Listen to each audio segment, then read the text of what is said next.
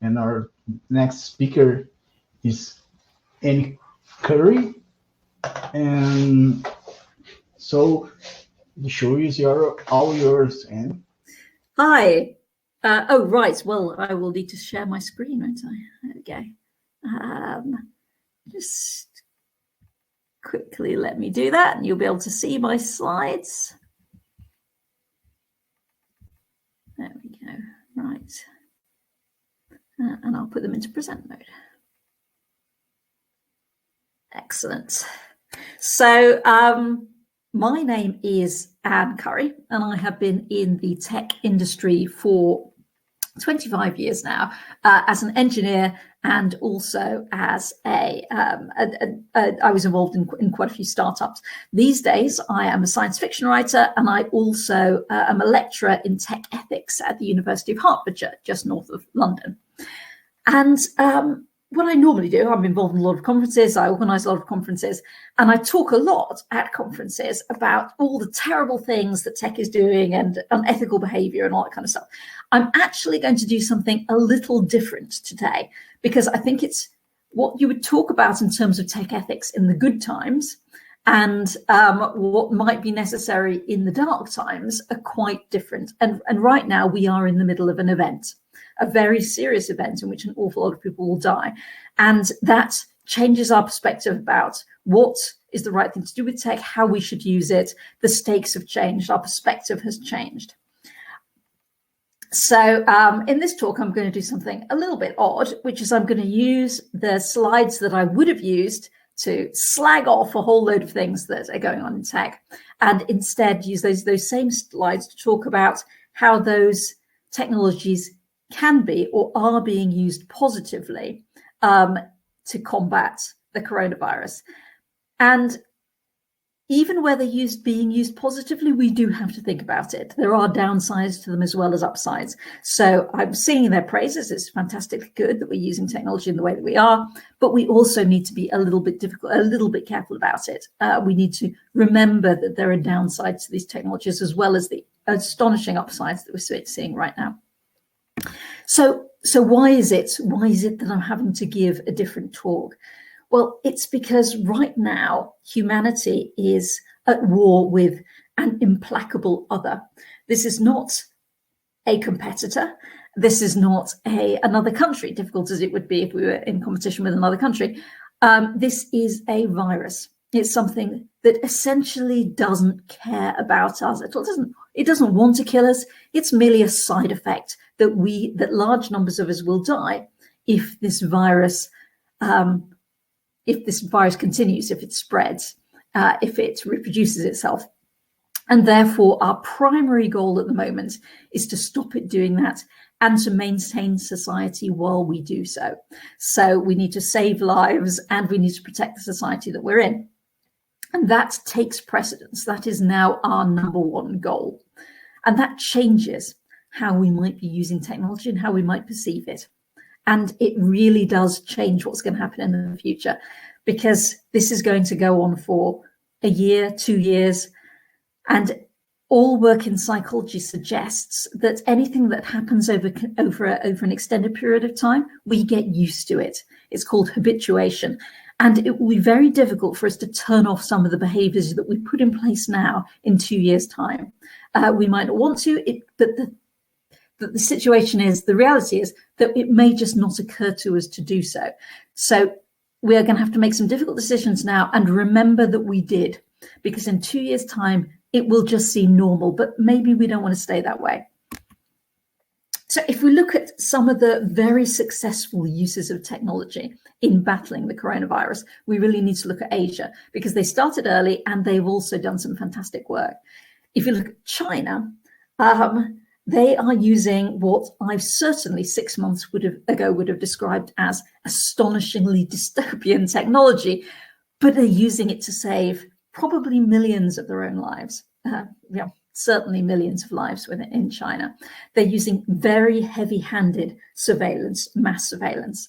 So, for example, drones are hovering, or during the lockdown, were hovering over cities in China, measuring people's temperatures, identifying people who might be at risk of having or spreading coronavirus using facial recognition technology to identify them, send the police to their houses to pull them out and put them in compulsory quarantine.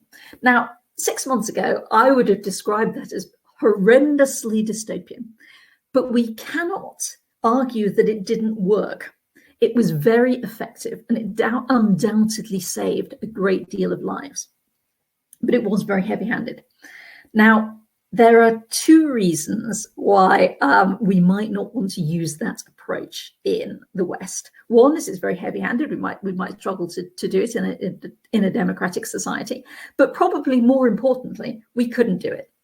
China have been spending as much on internal surveillance as their entire external defense budget for several years now. We just haven't. We are not in that position. Although, interestingly, London is the sixth most surveilled city in the world, or most of the rest of the top 10 are in China, but the data isn't well integrated together. So even if we wanted to use it, we couldn't. But there are other examples which are less heavy-handed and have been just as effective. If we look at South Korea, they really are the poster child for using mass surveillance to control the coronavirus. It's no more opt-in, it's slightly more opt-in, but they are a democratic country, but it is much more public. So they take data, a lot of it from phones, people install apps on their phones, a lot of it from mass testing, of which the results are shared. And the very interesting thing about South Korea versus China, and versus, I suspect, the way the West will go, is where that data goes. So in China, the data is often collected by commercial organizations, but it goes to the government who use it very heavily. And it's not available to the ordinary citizen. In South Korea, a lot of the data is collected by companies, collected by the state, but then it's published so that everyone can see it. Now, you might say that has worse privacy implications, but I would argue that it doesn't. It has exactly the same privacy implications. It's just that they're vastly more apparent to you. So in South Korea, if your neighbor has coronavirus, then you know about it and you can act on it. It's more policeable because if your neighbor is behaving badly, you can do something about that, which has its utopian and dystopian aspects to it. But it is very clear. So you know, as a South Korean citizen, that your data is being shared. Now, I like that much better than I like the kind of pseudo-fantasy privacy of a commercial company has the data, which is actually already the case. It's very rare when we're looking at the West in using mobile phone data, that mobile phone data is already available to the mobile phone companies. So your privacy has already been breached. You're just living in a little bit of a dream world that it hasn't been. We're talking now about sharing that data with governments, and that feels more dystopian, but it isn't necessarily really. But I like the way that South Korea have gone, which is that it's shared with everyone. That way it feels more uncomfortable, but I think it is actually more, it's more real. You know what the situation is. You feel uncomfortable, therefore you're more likely to turn it off later if you don't like it. But if you choose to continue with it because you find it useful, you will at least be making an informed decision about that. I worry that in the West, we're going to go down the commercial and government routes. And that will be so invisible to the populace that we won't turn it off again because we won't really be aware that it's happening. I would rather that we were aware. I think it's less infantilizing and it's potentially more useful. So privacy versus safety. There's a lot more discussion to be had here than we currently are. And I really would like us to be talking about who has that data. And just because you feel good about it doesn't mean that actually it's a better situation. It might be better for us to feel worse about it, but be more aware. So normally I'm slagging off drone surveillance and mass surveillance in all its forms and warning about it. But here it's undoubtedly extremely potentially useful for saving lives. So we can't say we won't do it. In fact, we should do it. We just need to be aware of it and do it deliberately. So when I'm not slacking off mass surveillance, I am often slacking off the even more frightening thing to me, which is anthropomorphism. It is an extraordinarily dangerous thing when it comes to robotics and AI. So anthropomorphism is when you ascribe human emotions and human reactions to inanimate objects because they look a bit human or they seem a bit human. And it's very dangerous when it comes to AI and robotics, because anthropomorphism intends to cause us to attribute greater accuracy to algorithms, greater predictability to them, and also greater mercy to them, greater empathy to them. And that can be extremely dangerous because it will mean that we underestimate their propensity to make mistakes, for errors to arise. So generally, I warn about that, and I would still warn about that. But interestingly, right now, there is a positive aspect to anthropomorphism that we may want to take advantage of. And that is that if people believe that a chatbot, for example, is really emotionally engaged with them, then they get an emotional hit off that. And that can be useful if people are lonely. And right now, there are an awful lot of people who are lonely. Now, generally speaking, I never ever, when I'm working with elderly groups or disabled groups, I never suggest that they talk to a chatbot. I always suggest they talk to a real person. I use social media or whatever. But sometimes beggars cannot be choosers. And the very good chatbots are actually quite nice to talk to. You do get an emotional hit off them, even though they are just scripts. They're just effectively literary characters. And the best one out there is Mitsuku. I don't know if you've run across Mitsuku, but Mitsuku chatbot is the current Loebner Prize winning, 5 times Loebner Prize winning, I think, chatbot winner of the best human emulating chatbot. And it's very good to talk to, written by an absolutely astonishingly impressive chap called Steve Warswick in Yorkshire. And he's very careful. He's very anti-anthropomorphism. He always makes it clear that Mitsuku is not even AI. She is it is completely programmed. It is a new form of literary character, but it does give you some highly scalable way to provide company to people who are lonely. And again, not something that I would ever normally recommend during the good times, but it is a clear example of where I think that the world has changed, that I would now potentially recommend people talking to a chatbot if they were lonely. But it doesn't mean that anthropomorphism isn't still hugely dangerous in every other context. So now this would be the point in the deck where I start to slag off the big tech companies for what terrible stuff they're doing. Because, generally in the good times, we're all rolling in cash in the tech industry. Well, some people are. The big companies certainly are, and they need to be held to account because they have a huge ability to do good, and they don't always live up to that. But right now, I'm quite happy with a lot of what they're doing. I think they're really trying quite hard, and I think they've done a lot of excellent work so far. So, for example, Twitter, Microsoft, and Google really led the way in working from home. They were some of the biggest companies in the world that came out very early and said, we're moving our workforce entirely to work from home. And that made it much easier for other companies to follow suit. I certainly found it easier to persuade companies that this was necessary and they were going to have to do it, because I could point to companies like Microsoft and say, look, they're already doing it. This is just a matter of time. So that was extremely useful. Now, you might argue correctly that it was a lot easier for them to do it than for many other companies. It's a lot easier for tech to work from home than it is for other sectors. But just because it's easy and it's good doesn't necessarily mean that people do it. And when they do it, I still think they need some applause for that. That certainly made my life easier. Social media, obviously, I'd be slagging that off massively under normal circumstances for an awful lot of stuff that nonsense that they get on with. But right now, incredibly helpful at stabilizing society, as is virtual conferencing, which I used to work in virtual conferencing. Can't really see any terrible problem with it. But right now, fantastically good. Netflix, now I'd normally be telling them off for the enormous amount of bandwidth they use and energy use associated with streamed media.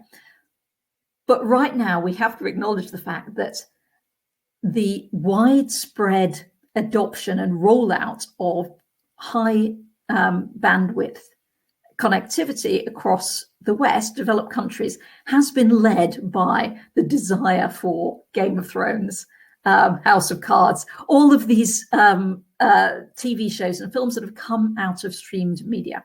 Without them, we wouldn't have the broadband infrastructure we do now. And so I have to be quite grateful that we've got that, because without that, society would be a hell of a lot less stable right now. Online deliveries, we do slag off sometimes online deliveries for the amount of, for example, in London, the traffic they generate, but fantastic. Right now, they've saved lives, hundreds of thousands of lives across Asia, and will do the same across the West. Fantastic work there. A real example of tech helping to stabilize society and acting in a way that is just good. But if most of us don't work for those companies, we don't work for those big companies, and we're probably most of us already working from home. So does that mean we're done? The only thing that we have left to do is wash our hands and stay at home. Actually, I would argue there is a great deal more that we can do. Now, I'm going to go out on a limb and say that very few people attending this virtual conference today will be key workers in tech. And by key workers, I mean people who are actively supporting key infrastructure that is live in the field today. So that might be banks, that might be telecom systems that are live and operational. It might be those e-commerce sites that are helping you to do food deliveries. Those systems are now phenomenally important to the stability of society. They may not have been ridiculously important in the past. They are now utterly vital, critical infrastructure. And the people who are supporting them will be under a great deal of strain and pressure. And they might not be people that you've ever thought about that much before. Now, if your company produces or supports, maintains systems that are that critical to your users, then your ops teams, your maintenance teams will be ridiculously stressed out right at this moment. Even if you don't, but perhaps you supply software that is integrated into those systems, and you support that software, even if you don't provide the software at the end, if you provide some of the intermediate software, again, your support staff are likely to be extremely stressed out and totally overloaded. So the best thing you can do for them and society in general is to lighten the load on them as much as possible. And the best way to do that is by doing your job well. So try not to be a burden on them. Perhaps in the past, you would have asked them for help with something that you could maybe find a way of doing yourself. Now, if you can do it safely yourself without killing their live systems, you should have a go. Obviously, don't kill their live systems. That would be counterproductive. But if anything you could do to take work off them is a good thing to do. You might be asked to help out in support and maintenance. Now, I know I used to work on it. I used to support key infrastructure about 20 years ago, and it was extremely stressful, but it was a walk in the park compared to doing it today. But I do know how hard it was to get people to join us to work on those projects. You might be asked to help out, and you might feel a little uncomfortable about doing that. because I have to admit it's bad for your career. Generally, in the past, it's always been bad for your career to work on live infrastructure maintenance, because maintenance, it tends to be lower value within a company than the development of new features. Or it's perceived as low value. It's not actually lower value, but it's perceived as low value, and it tends to be less associated with promotion, because promotion comes from working on exciting new projects. But right now, it is the most important thing that your company is doing. It's amongst the most important things that society is doing in general. You really need to help. If you're asked, please do help. Now, other ways, if you are working on new technology, put yourself in the shoes of your users. They will be really scared at the moment. Make sure that you give them plenty of information, but not too much. Very difficult. But try to imagine that you are a scared, older probably than you are, user of your technology. Now, full disclosure, I'm in the vulnerable group. I have MS, and I'm not in the extremely vulnerable group, so thank goodness for that. But it does mean that I'm very limited in what I can do, where I can go. And I really, really am very reliant on the information that I receive at home, because I can't go out and I can't chase this. It's hard to go and get information at the moment. So you need to put yourselves in the shoes of people like me. Bandwidth issues. Now, right now, our backbone is coping extraordinarily well with a very, very increased workload, particularly on the hour, every hour, as people join video conferences. It is coping, but it has reduced the resilience of the systems. If you can operate your software in a lower bandwidth mode, as Netflix have done, moving back to SD from HD, then it might be a time to do it, or to think about it. At least have this thought in your back pocket. The systems might not be failing now, but they have eaten up an awful lot of their redundancy. So they may fail in the future. So just be aware of that. And also your users are not in the same position that they were 6 months ago. Back then, change is good. Now change is not necessarily so good. People might prefer stability. They might prefer familiarity. They also might not have the friends and neighbors and family members who used to help them cope with changes like upgrades. So be more sparing in the changes that you roll out. So is there anything else? I've talked very quickly, and I have actually moved through this faster than I was expecting. So I can talk a little bit more slowly about this, which is probably at least as important as anything else I've said, which is that climate change has not gone away. So we're going to be in this COVID crisis for probably 2 years. But during that time, climate change will not massively improve to the extent that we don't need to worry about it anymore, I'm afraid. It is still a long-term major problem. Now, COVID-19 is not the apocalypse, thank goodness. It will be extremely bad, but it's not the apocalypse. But it doesn't mean that there are no apocalypses coming down the line. And some of those might be associated with, or one of those, the one that actually hits us next, might be associated with climate change. We cannot give up. And the decisions that we make in tech around climate change are long-term decisions. And so we need to get them right now. One of the changes that you might well be looking at the moment is moving more of your infrastructure, or all of your infrastructure, or some of your infrastructure to the cloud. And that would be a perfectly sensible change to make. But the cloud vendors are not equal when it comes to how green they are, how good they are for climate change. So if you want to move to the cloud and you want to be incredibly green, have a look at Google. Google is fantastically good. All of their resources at the moment are offset, and they're looking to improve that in the future. So are Azure, fantastically good. So Azure, Google, fantastically excellent places to host. AWS is not so clear cut. They vary enormously by region. Some of their regions are absolutely awful, and some of their regions are pretty good. But probably their most awful region is the default. It's US East, and that is overwhelmingly fossil fuel powered. So if you can, don't host anything in US East. If you want to host on AWS, do try very hard to host in their 4 green regions, which are Dublin, Frankfurt, Canada, and Oregon. Now, there in those regions aren't quite as good as Google or Azure, to be honest. But actually, they really aren't anywhere near as good as Google or Azure, but they're vastly better than the other AWS regions.